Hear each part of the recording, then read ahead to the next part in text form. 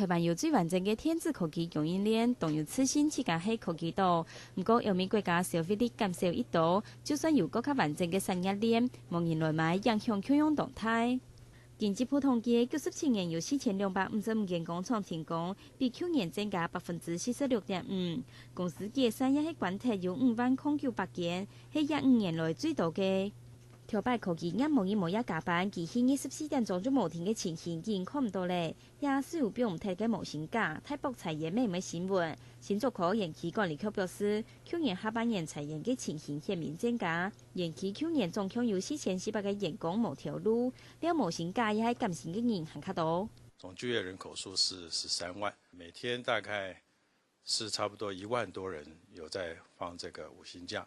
比較擔心的是說現在讓你開始去休假、休無薪假，然後等到你回去上班的時候，公司就是給你一張之前的單子。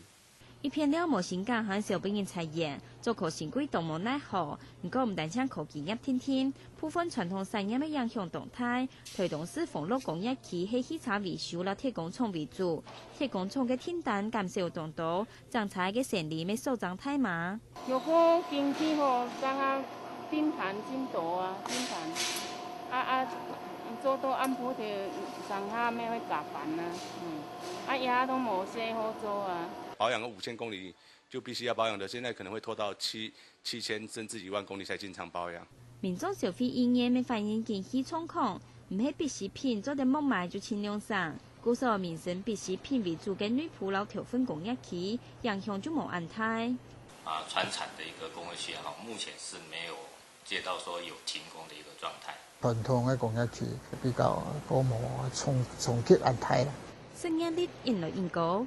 今年整年失業率5.31%，係史上第二第四高。失業人數還係有57.8萬3人，係調查31年來最高嘅。